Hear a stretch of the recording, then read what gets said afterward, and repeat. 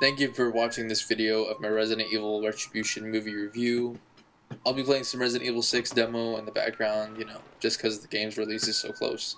And if you do want to see some Resident Evil 6 gameplay at the day's launch, tune into my channel, Gamers for Life Official. Click subscribe if you want. And yeah, let's get to the movie.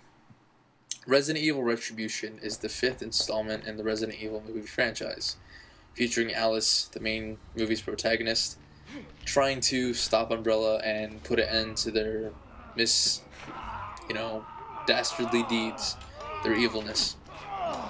And in this one, Alice sort of does a 180.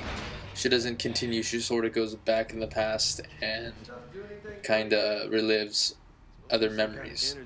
Now, when I first saw the trailers for this movie, I thought it was going to be a huge hoax, like everything that she's done in the past is all in her head, controlled by Umbrella still. But no, it wasn't like that, which I was happy about. And she wakes up in this compound, and she knows that she's under the control of Umbrella once again.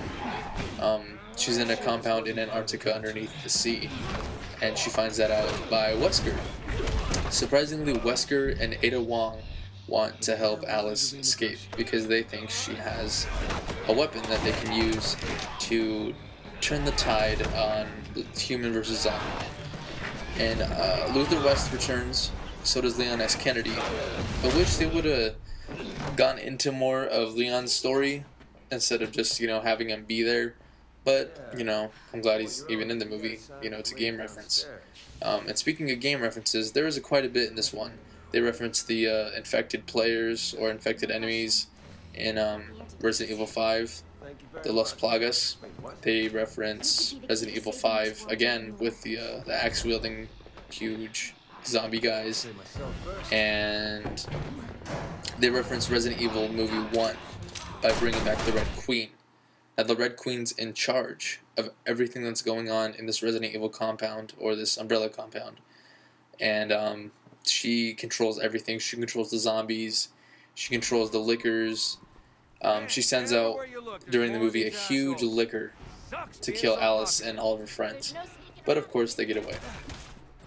Later in the movie, Alice has this huge decision to make. She has to either go save her so-called daughter, or just leave. And of course, she's going to save her daughter, But during this whole movie, I was wondering where Chris Redfield and Claire Redfield are, because they were in the last one. As soon as Umbrella was attacking, I think they got captured by Umbrella. But I'll tell you guys what I think happened later. So they get out. They find out that Jill Valentine. She finds out Jill Valentine is still alive and is being controlled by Umbrella, by that spider goo thing that's on her chest. That was also in Resident Evil 5. I'm glad they brought her in. She was a really good villain for Alice.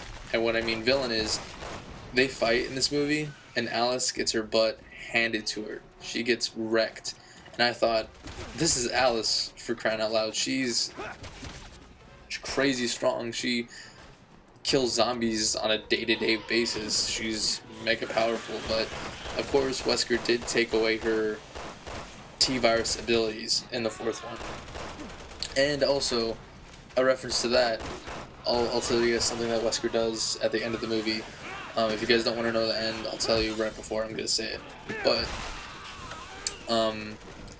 yeah, Alice gets manhandled by Jill Valentine. And also Rain Campo makes a return in this movie. She's fighting Luther West and Leon S. Kennedy, and she's whooping their butts. And, spoiler alert, Luther West kind of dies.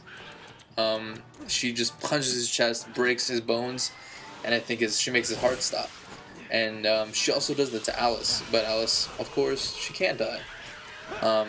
But as soon as the Red Queen is done sending everything their way, and as soon as Jill Valentine is done manhandling Alice, the Red Queen basically gives an order to kill Alice. And Jill is like, the obedient little girl she is, and she tries to kill her. But Alice rips the spider thing off her chest. Jill does this seizure thing, and then she wakes up. And then she's like, Alice, go kill him. And Alice gets up, she shoots Rain Campo into the ice, and she gets eaten by like 1,000 zombies, which was a really, really cool shot. But as soon as they get out, as soon as Alice escapes, she goes to the White House, and who do you know? Who do you know is running everything, running the show? Wesker.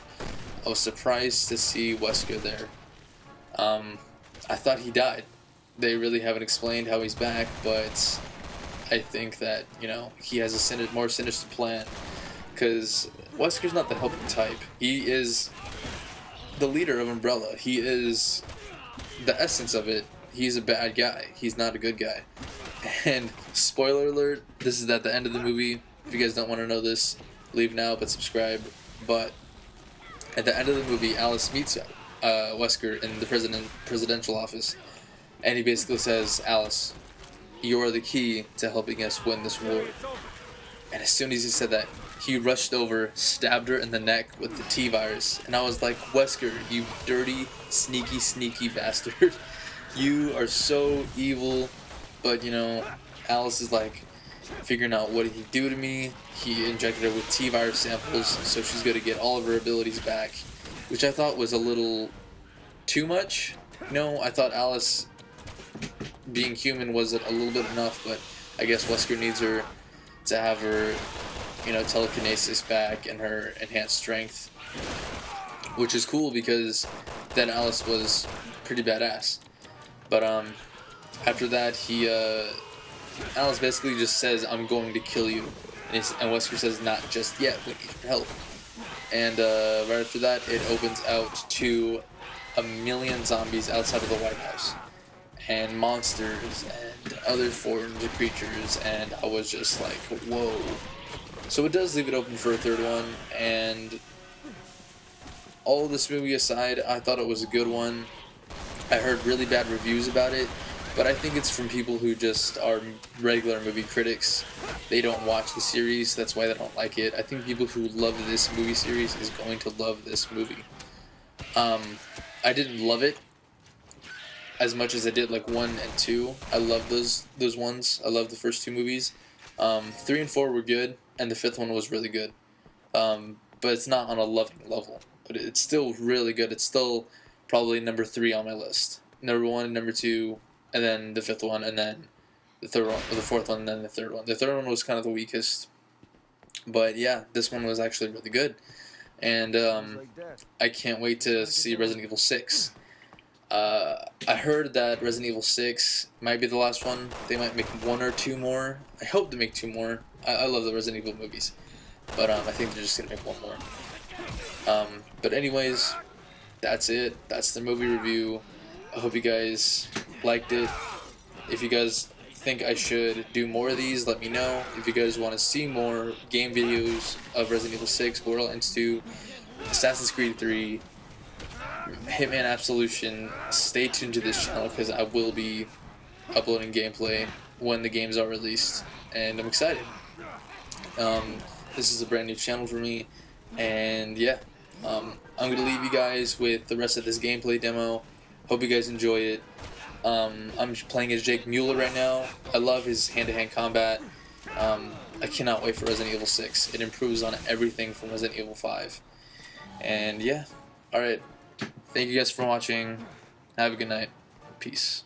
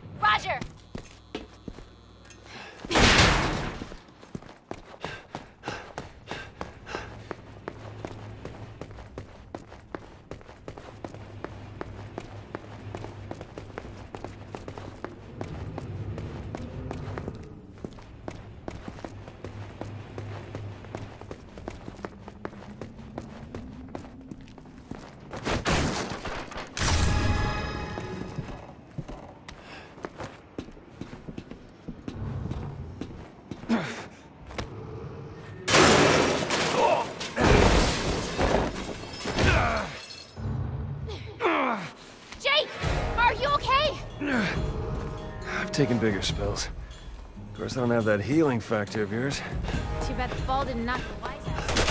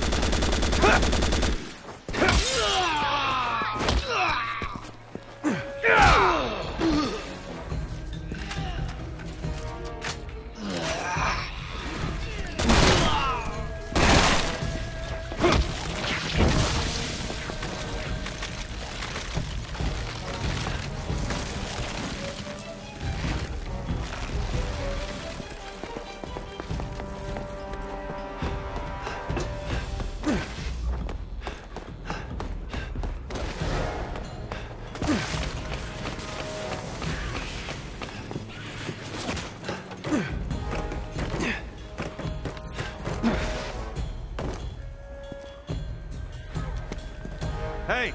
Okay, Come on! I heard you, okay?